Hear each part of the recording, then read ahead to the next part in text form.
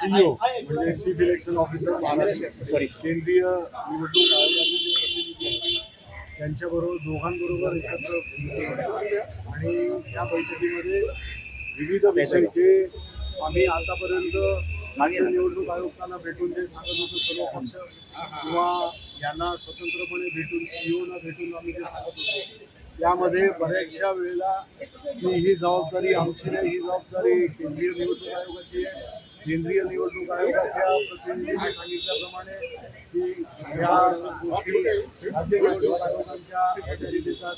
यामुळे हे जे कुठंतरी गोंधळाचं किंवा कन्फ्युजनची आहे ही होऊ नये आणि त्याच्यात स्पष्टता यावी. कारण शेवटी निवडणुका या स्थानिक स्वराज्य संस्थांच्या ज्या महाराष्ट्रामध्ये होऊ लागल्या यामध्ये मतदान प्रक्रिया ही सुरळीत राहावी, फ्री अँड फेअर इलेक्शन ज्याला म्हणतात आणि त्याच्यासाठीचे मुख्य घटक म्हणजे मतदार याद्या अनुषंगानेच मतदार यादीच्या अनुषंगाने मतदार स्वतः महाराष्ट्राचे नागरिक यांचे जे हक्क आहेत हे त्यांना व्यवस्थितरित्या मिळावे.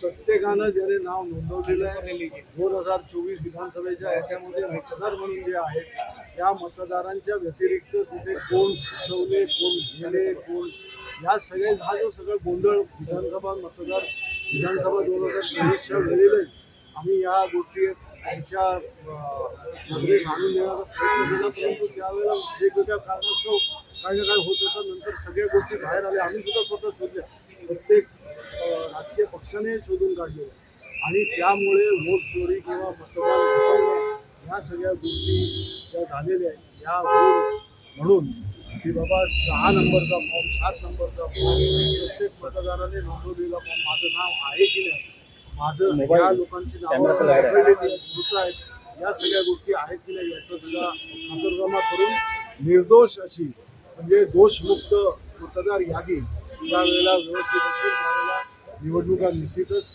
फ्री अँड फेअर पद्धतीने होतील. त्याच्यासाठी